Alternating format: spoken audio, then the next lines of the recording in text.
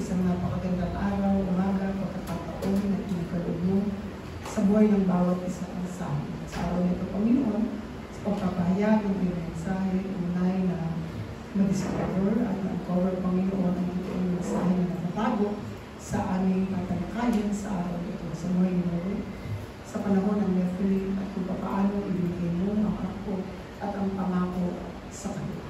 Tunay na bigay kami ng katalinuhan at kalakasan na manggagaling sa iyo. Kung aming panalangin sa pangalan ng Jesus. Amen. Marahil isa lamang sa mga istorya sa Biblia yung tinatawag natin Noah's Ark. Pero bago tayo magtuon sa tinatawag na Noah's Ark, ano ba ang dahilan bakit inutos ng Diyos kay Noe na siya ay gumawa ng isang arko? Bakit ibinigay ng Diyos ang utos kay Noe at hindi sa iba? Napakaraming tao sa panahon niyon. Napakarami ng mga nilalang ang talagang magsisulputan. Pero bago inutos ni Yahweh kay Noe na gumawa siya ng arko, lagi nating tatandaan na ang Diyos ay mayroong tinatawag na order kung bakit niya nilikha ang tao. Kapag tayo ay mayroong tinatawag na creation, meron tayong tinatawag na vision. Kapag ginagawa natin ang isang bagay, meron na kaagad tayong vision. Meron na kaagad tayong goal na gusto natin ito yung kalalabasan. Halimbawa, tayo ay magluluto ng ulam. Bago tayo magluto ng ulam, bago natin i-prepare yung mga tinatawag na ingredients, meron na tayong tinatawag na target na lasa.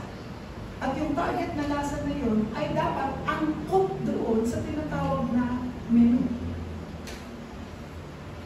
Pwede bang maglasang kaldereta ang tinola? Kapag tinola ang gusto mong lutuin, alam ko ang lasa. Alam ko yung mga ingredients, pwede at hindi pwede ilaw, pero ito ay maglalasang tinola. Pwede bang maglasang inihaw ang paksiw? Hindi. Dahil nakadepende ito kung ano ang lasa na gusto mo doon sa iyong ginagawa. Ganun din ang Diyos. Nung nilikha ng Diyos ang tao ayon sa kanyang larawan, meron na siyang goal. What is that goal? The goal to enjoy kingdom of God. Kaya nung nilikha ng Diyos ang tao ayon sa kanyang larawan, ibig sabihin, even the spiritual nature of God ay nandoon sa tao. Kaya nga nung ito ay lupa lamang at nagmula lamang sa alabok, wala itong buhay. Pero nung ito ay hiningahan ng Diyos sa kanilang ilong, ito ay naging human o living being. Kailan sila nagkaroon ng buhay? Nung ipinadama ng Diyos ang hininga ng buhay sa tao. At ang buhay na yun ay nanggaling sa Diyos.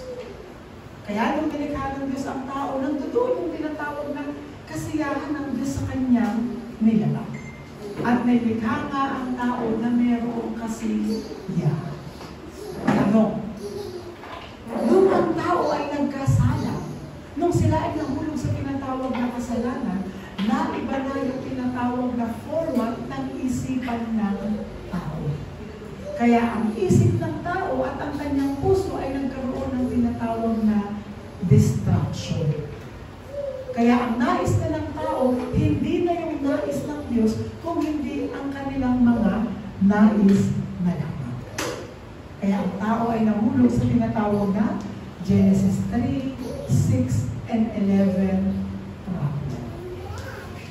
Ngunit sa Genesis 6, pinapaliwanag doon kung saan nagsimula yung pinatawag na Nephilim age. Tignan natin sa introduction. Sabi diyan, God's favor was with Noah, which made him righteous in the eyes of God. Ano ba yung pabor ng Diyos? Pag sinabi natin pabor ng Diyos, ano ba ang pabor ng Diyos? Ang pabor ng Diyos ay galing sa Diyos. Ibig sabihin, ito yung mga bagay na galing sa Diyos, ngunit na kanino? Na kay Noah. Kahit na si Noah ay nahulog sa kasalanan, siya ay lipi ni Adan kung saan ang tao ay nahulog sa kasalanan, si Noah pa rin ay nakasumpong ng pabor sa Diyos. Anong ibig sabihin na si Noah ay nakasumpong sa tinatawag na pabor sa Diyos? Si Noah ay lumakad sa katwiran ng Diyos. He knew God's will. Alam niya ang patungkol sa kabila. Alam niya, mula nang narinig niya, ito ay hindi niya nilimot sa kanyang sarili. Pero, the story of Nephilim showed us how sin manipulated the world wherein God decided to destroy human that He created. Hindi naman trip lang ng Diyos na lilipulin niya ang tao. Pero anong sabi doon? Puro kasamaan na lamang ang nasa isip ng tao. Pastor, paano ba natin malalaman kung puro kasamaan na ang nasa isip ng tao? The Nephilim age, this is the start ng alin? Kung saan ang mga anghel ay nainlove sa mga tao. And that is not the order of God. Hindi order ng Diyos na ang mga anghel ay nagkatawang tao at inasawa ang mga totoong tao. Kaya ang naging bunga, sila ay ang mga naging higante sa kapanahunan ng Nephilim. Kaya naging tanyag, no, ang Nephilim age dahil doon nagsimula na ang tao ipinanganak na mayroong ibang itsura. Ano? Hindi normal ang kanilang itsura gaya ng mga tao. Kaya ang mga anak ng anghel sa mga tao ay mga naging higante.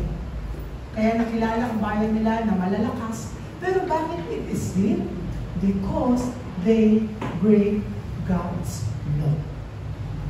God's design. Hindi dinisenyo ng Diyos na ang mga anghel ay pumunta sa lupa at nagkagusto sa mga tao. At doon nga sila ay nagkaroon ng mga supling na mga naging higante.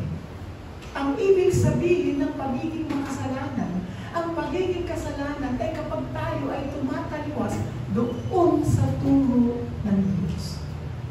Kaya nagkasala ang mga anghel. That angels, they did not follow God's will, but they followed their own will and wants. Kaya ano yung puro kasamaan? Kasi ang mundo ay umiikot ng hindi naaayon doon sa nais ng Diyos. The world is rotating not in accordance of God's will. Doon pa lang ay may kasalanan na. Take note, wala pa ang 10 utos ng Diyos. Pero doon pa lang sa panahon ni Noah ay meron ng kasalanan.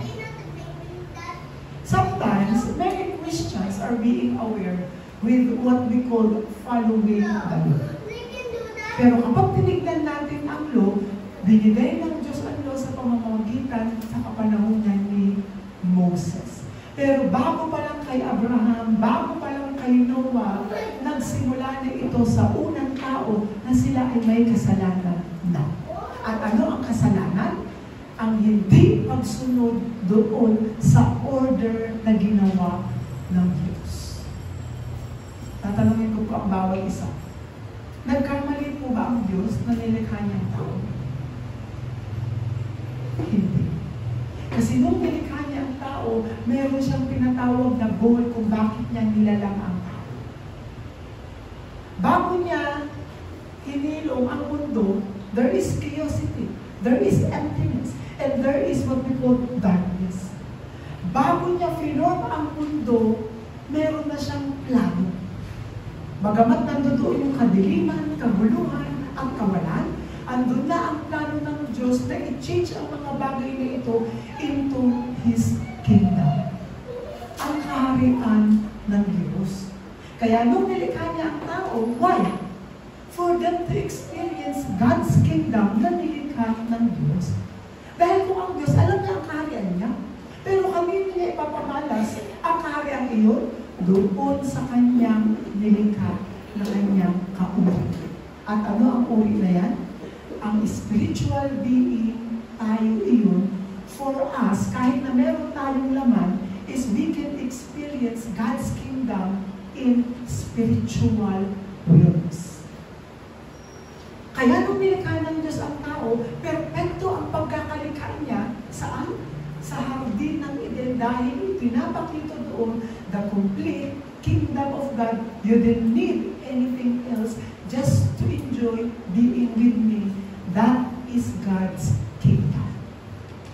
Pero kailan pumasok ang totoong kasalanan, nang ang tao pumasok sa kanyang isipan na baguhin ang order. Totoo ba na sinabi ng Diyos? Anang ahas? Bawal ba na kainin ninyo ang mga prutas dito sa halamanan? Hindi.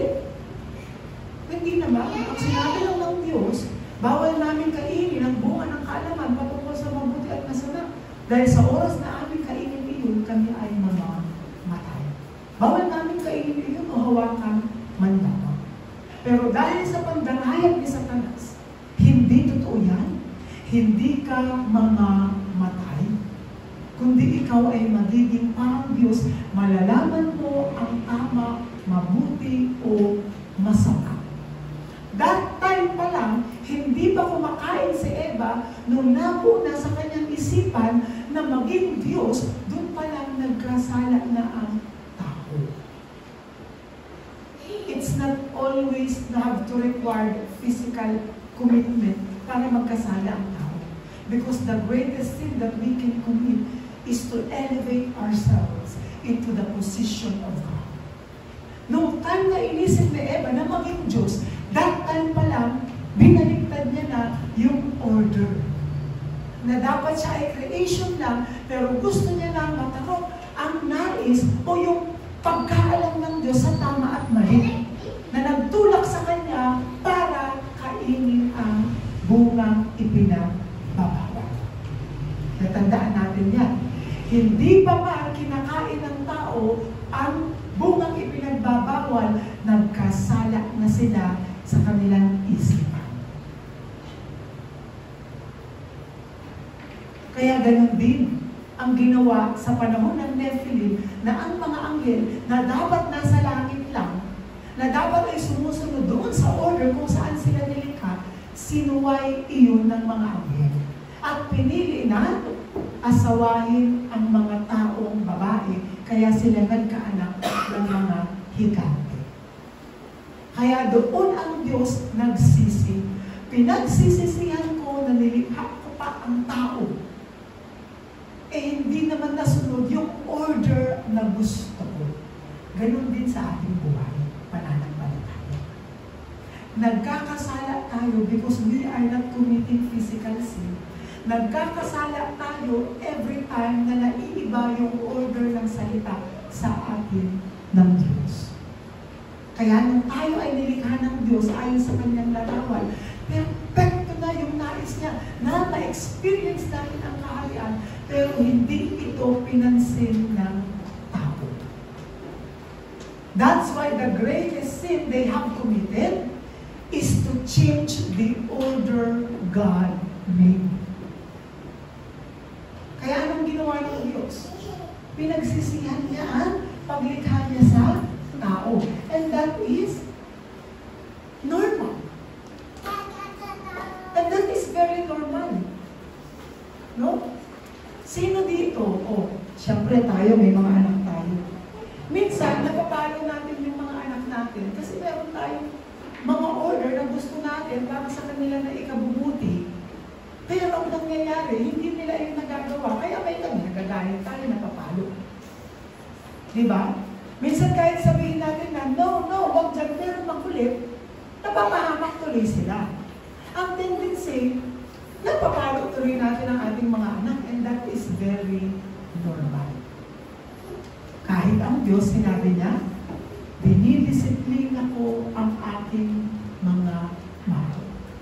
Kaya tayo ay pumapasok sa tinatawag na pagdidisiplina ng Diyos sa tuwing naiiba yung order ng salita sa ating buhay pananampalataya. Tignan natin.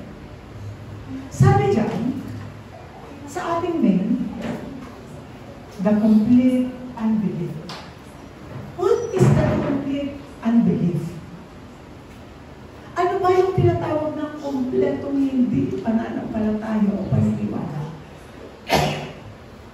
Ibig sabihin, not acknowledging God's things.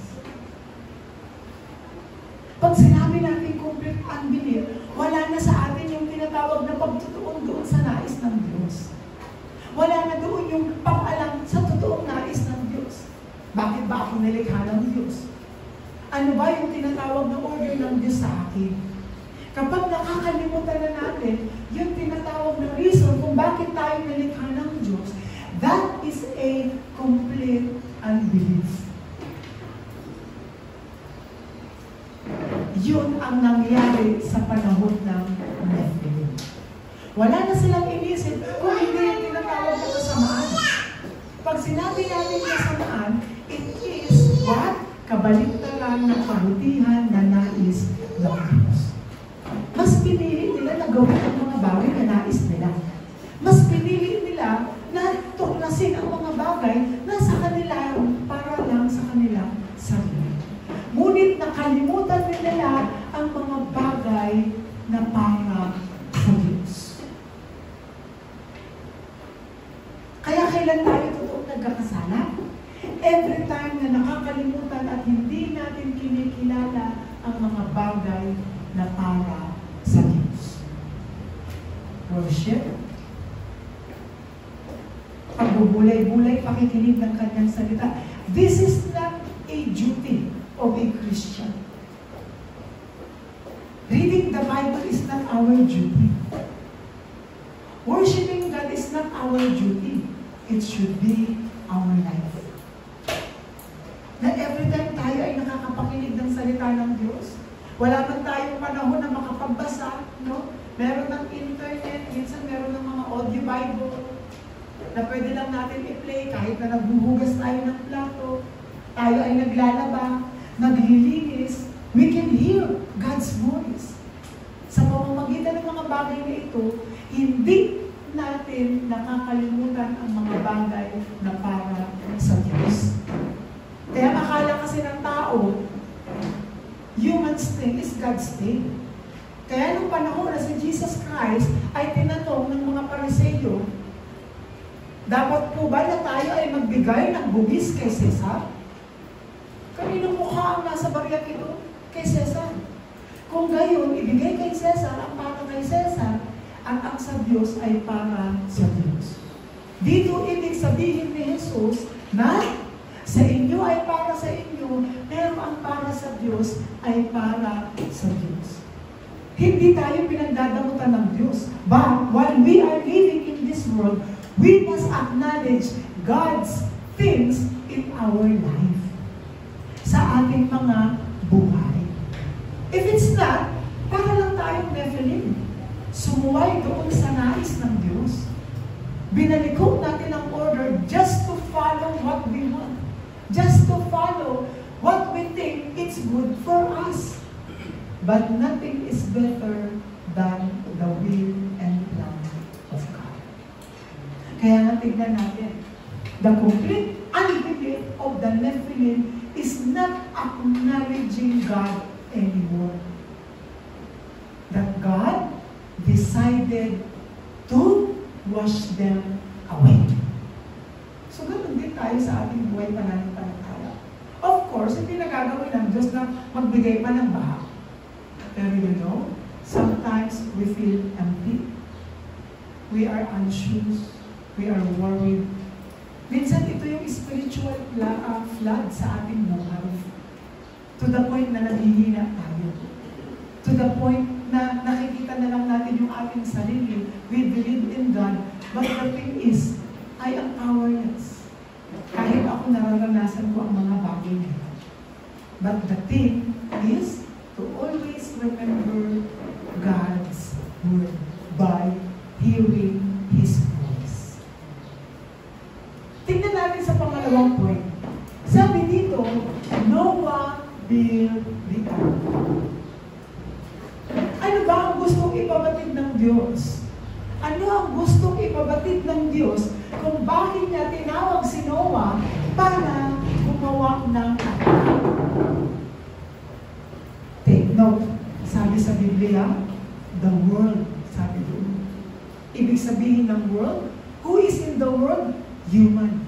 Wala na silang ibang inisip kundi puro kasamaan. Patungo na lang sa kanila. Lagi na lang sila ang bida. Lagi na lang sila ang nais masunod. Kaya sinabi ng Diyos kay Noah, gumawa ka ng arka so that ma-remind sila that ako ay ako. Ako ang dapat na maging bida sa kanilang buhay pananampalataya. Kaya to the point na sinabi ng Diyos, I will wash them away. But whoever enter into the ark will receive salvation. Ark is not just an ark. Hindi lang ito basta arko na sinabi ng Diyos na magiging kasalungat ng baha na para sila ay maligtas. Ibig sabihin ng arko, ito ay sumisimbolo na ibabalik ng Diyos ang kanyang kaharian sa mundo ng makasalanan. Kaya puro kasalanan ang nasa isip ng tao. Tayo na lang ang masusunod. That's why the Nephilim age shows human's ego, human's will, human's life, human's love. It's all about humanism. They are not acknowledging God's strength. Kaya umabot na nais ng Diyos na lipulin na ang tao. Pero bago niya lipulin ang tao, ipinagaman niya muli sa tao na merong kaharian. Na kapag tayo ay pumasok sa kaharian, mararanasan natin ang kaligtasan. Yung iba sinasabi that the ark is Christ. Whoever enter into the ark, yes. Because Christ also showed how to restore God's kingdom. Kaya nung si Kristo ay nagbiministeryo in His public life, isa sa mga katuruan na kanyang binigyan diin, that the kingdom of God is in you. Restore the kingdom of God. Sabi doon, no one can tell that the kingdom of God is here or the kingdom of God is there. For the kingdom of God is with you. You just need to fix your eyes to Jesus. You just need to what? To have the mind to look for God's thing inside of us. At ano yun? Yun ang kaharian ng Diyos. Inside the ark, they don't have problems. Inside the ark, they have peace and rest. Kahit na sa labas ng ark, ang daming mga taong namamatay, but once you enter into the ark, you will experience God's kingdom. At ano nga uli ang kaharian ng Diyos?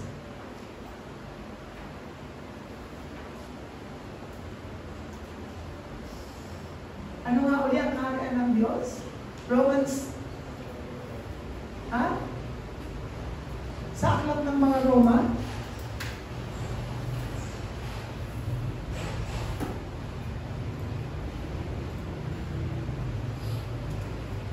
Romans 10:17, tingnan nga po natin.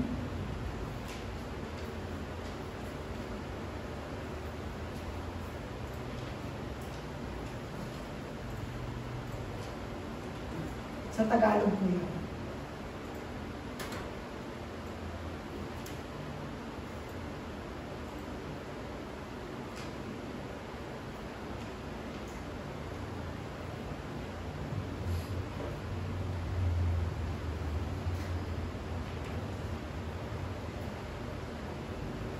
Ito yung faith. Romans 14:17. Romans 14:17, sabi diyan, sapagkat ang paghahari ng Diyos ay hindi tungkol sa pagkain o sa inumin. Ito ay tungkol sa matuwid na pamumuhay, kapayapaan at kagalakan na ipinagkakaloob ng Espiritu Santo. Sa English, for the kingdom of God is not a matter of eating and drinking, but in righteousness, peace, and joy in the Holy Spirit. That's why in the ark, they are not problematizing the problem outside. Because nandun na sila sa kaharian ng Diyos sa ark, where they experience what? Everything. Hindi sila magugutom, sila mapapaano, hindi nila iisipin na mapapasok sila ng tubig because that ark covered by the word of God. Because Noah did not make the ark by his own. Sumunod siya sa tinatawag na instruction. Even bago niya gawin ang ark, sinabi ng Diyos, ganito ang ahoy na gagamitin mo, ganito ang sukat. Ibig sabihin, if we follow God's instruction sa ating ginagawa, there is no defection. Walang defectivity. Kaya hahayaan natin na ibigay ng Diyos yung tinatawag na instruction. And if we follow God's instruction, siya mismo ang mananagot sa kanyang salita. At hindi babaliin ng Diyos ang kanyang salita. Dahil yung kanyang salita ay maglilid sa atin sa pagliligtas ng Diyos. Kaya bakit niya sinabi doon? Sa point number 2 natin, ano nga uli dyan? 7 pairs of clean and 2 pairs of unclean animals. Why? Pwede naman 7 pairs of clean at saka 7 pairs of unclean.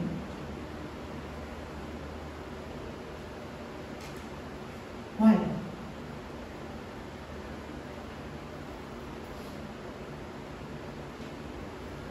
Bakit 7 pares? Bakit mas marami ang malilinis na hayop na pinapasok ang Diyos? Because doon na mag-i-start na mag-offer ng dugo after the Noah's Ark. At ang mga hayop na dapat i-offer is not unclean. Kaya mas marami ang malilinis na hayop para pag sila ay nag-reproduce ng mag-reproduce noon sa Old Testament, weekly silang pumapatay ng mga clean animals. So that magpatuloy pa rin yung tinatawag na reproduction. Pero bakit konti lang yung unclean? Siyempre magpaparami pa rin sila just to make the balance doon sa mundo ginawa ng Diyos. Sabi ng iba, ng mga scholar, malilinis at marurumi, ito daw yung mga tao. Yung mga taong makasalanan at hindi makasalanan na anyone can come to Jesus, receive salvation. But it's not. Kasi yung mga makasalanan nasa labas ng ark. At ang mga malinis lang na nakatanggap doon sa pabor ng Diyos, si Noah at ang kanyang pamilya. Ganun din sa church. The church is the ark where we can study about God's kingdom. Pero hindi lahat ay nandoon para makita ang pabor ng Diyos. It seems that we are clean and unclean animals.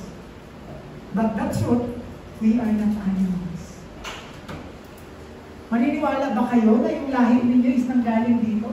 Sa 7 pares ng animal o nasa 2 pares ng mga maruruming animal? Bakit ba kayo pupunta doon sa mga animals? Ilan ko naman si Noah? Right? At una, nasa lipi tayo ni Noah. Wala tayo sa lipi ng 7 pares na pinapasok ng Diyos na mag-reproduce. Because we are not animals.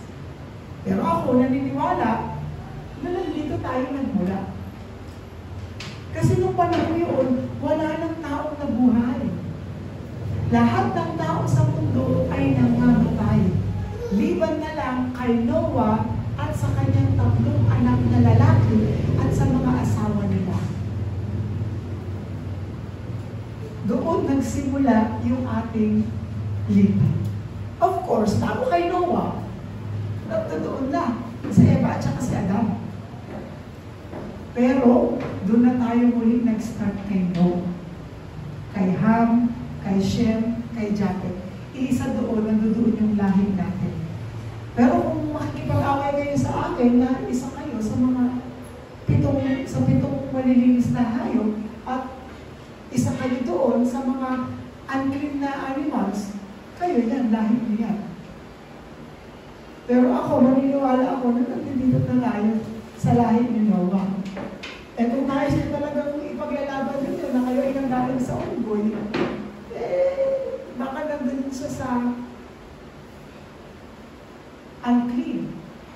At kung ipaglalaban nyo naman na ang tao ay galing sa kabayo, ay ito.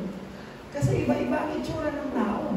Pero again, wala ang lahi natin dito sa 7 o sa 2 pares ng malinis at maruming hayop. Itaas nyo na ang sarili nyo. Kay Noah tayo ng kayo. Isa sa mga lipi ni Noah. But again, what is the meaning of the ark? It shows God's kingdom and salvation. Dahil doon sa arko, meron ng malinis at maruming hayop, balanse ang kaharian ng Diyos. At hindi itinuturing ng Diyos na yung unclean is unclean. It's not about being clean or unclean. It's about God's grace inside of His kingdom. Na kapag tayo ay nasa loob ng arko, no? Nagiging marumi man tayo o nagiging malinis, nandoon tayo sa biyaya ng Diyos ng Kanyang kaharian. Kaya huwag tayong matatakot. Huwag tayong matatakot na sabihin na ang arko ay sumisimbolo sa kaharian ng Diyos na nawala, ngunit ibinalik niya. Pero yung arkong sumimbolize na yan, sa panahon ni Jesus, siya na ay si Kristo. Lahat ng lalapit sa akin ay magkakaroon ng kapahingahan. Ganun din sa panahon ni Noah. Kung nakinig lang sila doon sa things ng Diyos, sa mga bagay na patungkol sa kaharian ng Diyos, maliligtas ang maraming tao. Pero hindi. Nandun na lang. Pangatlong point is the flood. What is the meaning of flood? Yung flood na ito ay ang parusa ng Diyos and to reset the balance of the world that He created. Ginamit ng Diyos ang tubig para muling masimulan yung tinatawag na balance ng mundo. Kasi for how many days, for how many months, na ang mundo ay lumod sa tubig, walang mabubuhay doon. Walang mabubuhay. Sa tingin niyo po, may puno kayang nabuhay that time? Wala. Lusak lahat. May mga hayop kayang mabubuhay outside of the ark? No. Kaya nung muling binuksan ng Diyos ang arka, nagsimula uli yung tinatawag na balance of the world. World balance. Yung mga hayop na marumi at yung mga hayop na malinis, muli silang nagparami. At yung mga tao sa lipi ni Noah, sa kanyang 3 anak, muli silang nagparami. E pastor, saan nagaling yung mga puno? Siyempre, nung mga namatay iyon, nung natuyo, may mga butong nalaglang. May mga buto. At yun ang muling sumunod si sulputan. Kaya muling nagkaroon ng mga panibagong puno, panibagong mga halang. Through the flood, it shows God's punishment to the unbelief and also resetting the balance of the world. Kaya nga sa tuwing nagkakaroon ng baha, alam niyo kung ano yung nangyayari? Nalilinis yung mga street. Pag nagkakaroon ng baha, nalilinis ang kalsada, lahat ng dumi ay pumupunta sa isang direksyon. Kung hindi ito babalik sa dagat, of course, no? Ang mundo ay puno ng tubig. And it's God's mystery. Kung paano, bakit ang mundo ay hindi nalulunin. Saan nanggaling yung tubig na yun? Saan nanggaling yung tubig na kinuha ng Diyos para lunurin ang mundo sa panahon ni Noah? Yun ay galing sa labas ng earth. No? Sa earth mismo, nakapalibot. May makapal mayroong makapal na harang na humaharang doon sa tubig. Kaya yung tubig na yan, paikot-ikot lang. Kaya huwag tayong matatakot na mauubusan ng tubig. Hindi totoo yan. Never mauubos ang tubig.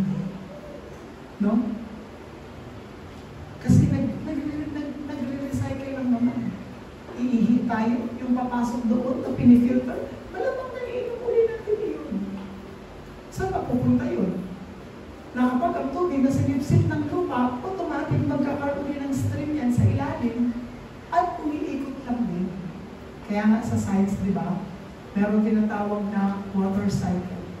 Ano uli yun? Condensation, precipitation, at evaporation. Kasi umiikot lang yun.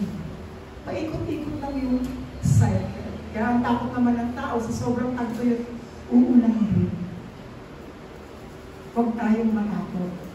Tuyong-tuyo ng pananim, do not worry, uulan din. No? Kasi wala naman na tayo sa panahon ni Elijah na kapag sinabi niya, 7 taon, huwag uulan, hindi talaga uulan. Hindi pwedeng hindi umulan sa loob ng 1 taon, lagi na umulan. Bakit? Balance. World balance. Kaya huwag tayong matakot. Ako walang tigil ang ulan, baka mo hindi. Huwag takutin ang sarili. Kung umulan man ang umulan, merong dahilan ang Diyos. Baka sa bandang doon ay sobrang tuyot na. No? Kaya dapat hindi hinaharangan yung mga stream ng tubig. Kaya nagkakaroon ng baha. Kasi yung dapat na stream, hinaharangan. Kaya hindi tuloy makatali ng maayos. At dahil sa mga basura. Pero dapat tayo napunta doon dahil sa tubig. It's because of the flood. Pinakita ng Diyos ang kanyang punishment at the same time, muling magre-recreate ng mundo. At saan nagsimula lahat? Noah's Ark. Doon sa arko. Mula doon sa kaharian ng Diyos at lumabas sila, muling na-recreate ang mundo. So, tayo matakot kapag dumating man yung time na umulan. At huwag din tayo matakot kapag dumating yung time na parang hindi na umuulan. Hindi na gagawin ng Diyos yung mga bagay na ginawa niya noong panahon ni Noe. Kaya sa ating number 4, God's new covenant. After the flood, nagbigay siya ng tinatawag na bagong tipan. At ano yung tipan na yan? Pinangako niya na hindi ko na bugunawin pa o hindi ko na lilipulin pa uli ang mundo sa pamamagitan ng baha. Apoy naman.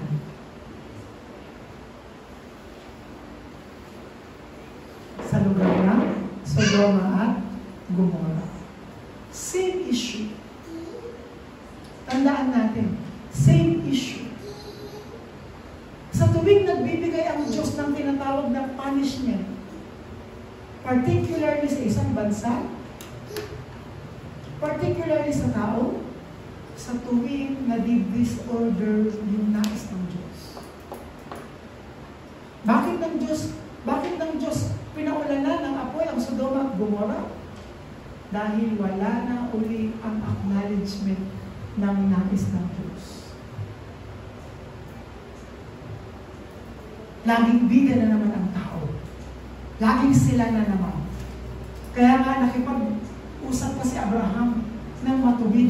Pag sinabi natin matuwid, it's not perfectly perfect physically. Kasi si Lot, hindi rin siya matuwid. Pero bakit siya naging matuwid? Dahil nakarinig siya ng salita ng Diyos. Doon tayo nagiging matuwid. Those who are willing to hear the word of God were counted as righteous. Hindi physically ang righteousness natin. Ang righteousness na hinahanap ng Diyos, silang kumikilala sa salita ng Diyos. Kaya nung sinabi ni Abraham, Lord, bakit mo ako sa akin mo Sodoma at Gomorrah? Nandoon yung pinsan ko. Si Lot. Oo, nandoon nga si Lot. Pero wawa sa akin po, dahil ang bayan ko yun, hindi na ako pinikilala. There is great unbelief in that place. Pero dahil si Lot ay nakarinig ng mabuting balita, he chose to go to listen to to the voice of God. Kaya umalis siya sa Sodoma at Gomorrah. Kaya nga ang challenge namin, sige, kung meron kang matuwid doon, hindi ko wawasakin. Lord, kahit 50 na katao, wawasakin mo ba? Hindi. Basta may 50. O 40, 30, 10. Hanggang walang natira. Kundi si Lot na lang at ang kanyang pamilya. Ang ginawa pa ng asawa, katigasan ng ulo, sinabi ng wag lilingon. Habang tinutupok ng Diyos ang Sodoma at Gomorrah, pumunta lang kayo sa isang direksyon, wag kayong lilingon. Anong ginawa ng asawa ni Lot? Hala, Marites. Paano kaya nasusunod? Pak! Naging asin.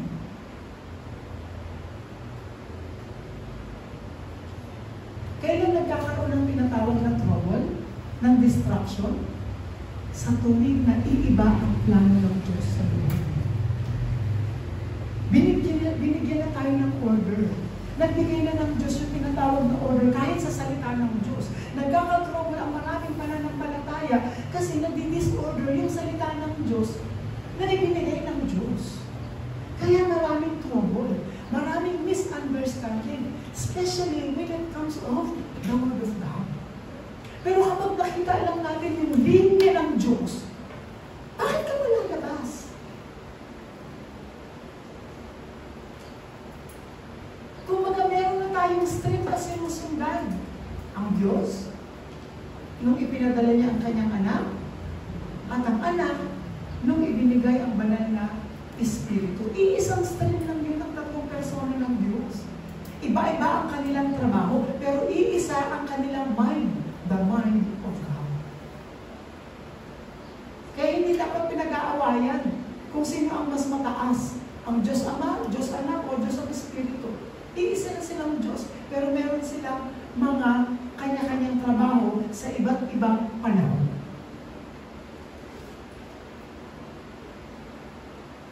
Eh, sa panahon ni Noah, sino ang Diyos doon? Ang Diyos Ama. Sa panahon ng mga disipulo, sino ang Diyos doon? Ang Diyos Ama. Sa panahon ng banal na Espiritu, sumama sa mga disipulo, in the time of what? Evangelism and mission. Sino ang nandoon? Ang Diyos Espiritu. Ang banal na Espiritu na kumuha doon sa mind ni Kristo, na si Kristo naman kumuha sa mind ng Diyos dahil yun ang frame. Kaya kahit si Jesus sabi niya, hindi ako naparito dahil gusto ko lang. Naparito ako because someone sent me.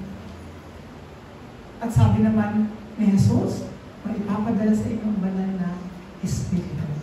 It is always God's will and plan na nag-show up sa era ng Diyos sa panahon ng Old Testament. Sa panahon ni Jesucristo, sa boundary ng Old and New Testament, at sa panahon ng New Testament, ang banal na Espiritu. So what is the promise of God? Na makikita natin sa buhay ni Noah. Hindi niya na lilipulin pa ang daigdig sa pamamagitan ng baha. Sabi diyan, ipapadala ko ang bahaghari. And every time na makikita ninyo, nandoon ang aking pangako.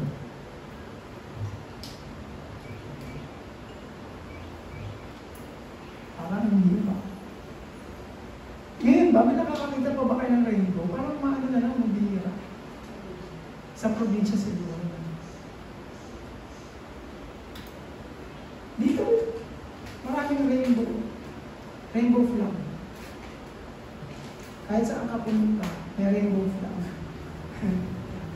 Araw-araw makikita mo pa rin. But it reminds us that the covenant of God, inside of this covenant, kahit ano pa ang kulay mo, tayo ay nasa kaharian ng Diyos. Pag tayo ay nasa loob ng kaharian ng Diyos, it's not a matter of eating and drinking, but righteousness and peace in the Holy Spirit. Kaya for our conclusion, sabi diyan, enter into the ark. Pasok tayo sa ark, for the kingdom of God is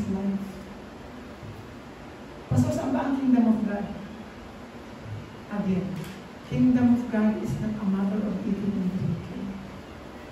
Even when you are alone, you can experience the kingdom of God. We can experience the kingdom of God kahit sa ating pamilya, sa ating circle of friends, sa trabaho na meron tayo, we can experience the kingdom of God. And that is our goal, is to let people to enter into God's kingdom. Pwede itong mga katrabaho natin, pwede mga kaibigan, kakilala, right? So tandaan ninyo, kahit doon sa Noah's Ark, hindi na puno ng tao. Sila lang tumanggap ng favor ng Diyos. Naniniwala pa rin naman tayo doon sa soberanya ng Diyos. Life and death, ang buhay at kamatayan ng tao nasa soberanya ng Diyos. Kahit minsan kahit anong pilit natin sa kanila, nandoon ang plano ng Diyos. Of course, we cannot judge. Pero huwag din naman natin i-force ang ating sarili. No, ito kasi yung nais ng Diyos. Ito kasi yung nais ng Diyos na dapat maniwala ka. It is God's time schedule na magaganap ang lahat ng bagay.